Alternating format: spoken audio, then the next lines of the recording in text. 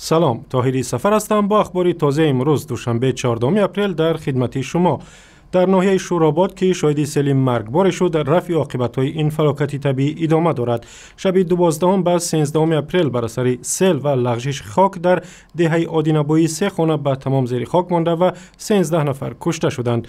2 نفر دیگر در ناحیه‌های همدانی و واسع جان باختند.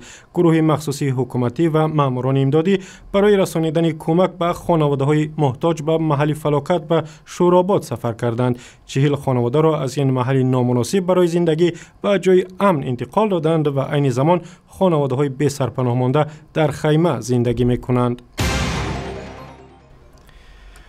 در دادگاه شهری تورسونزاده روز 14 اپریل محاکمه پرونده بازار سخاوت ادامه کرد که این بازار به همسر موحیدین کبیری رئیس حزب نهضت اسلامی تاجیکستان تعلق دارد. آژانس مبارزه با کروپسیا میگوید بازار مذکور غیر قانونی ساخته شده است و باید دیگر باره به مالکیت دولت تبدیل داده شود.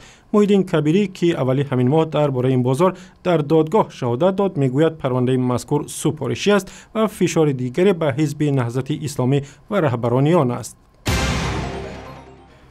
دادگاه در شهر دوشنبه تا یک ماه اخیر ده‌ها والدین را برای بی‌اعتنایی به تحصیل فرزندانشان در مکتب میانه جریمه کرده است. از جمله از ابونیسا مجید و موجوده حیتلی و لولا اشور و ساکنان ناحیه اسماعیلی سامانی و چند مادر و پدر دیگر را برای 1 ماه و 2 ماه به درس نرفتن بچه‌هایشان از 40 تا به 100 سامانی جریمه بستند. بر اساس قانون درباره مسئولیت پدر و مادر و کدکس مأموری تاجیکستان، والدانی که به تحصیل و تربیت فرزند بی‌اعتنایی می‌کنند جزای مأموری می‌گیرند. نمایش جالب سیرک ورشو در شهر دوشنبه همچنان ادامه دارد. هنرپیشگان لهستانی که از روز 5 اپریل برنامه خود را در تالار سیرک دولتی شهر دوشنبه شروع کردند تا روز 8 اپریل در پایتخت تاجیکستان میمانند. جانوران رام کرده سیرک ورشو به مثل خرس و فیل و شترها نیز در این مدت نمایش‌های جالب پیشکش بینندگان تاجیک میکنند. قیمت بلیط ها وابسته به جای نشست از 20 تا 80 سامانی را تشکیل میدهد.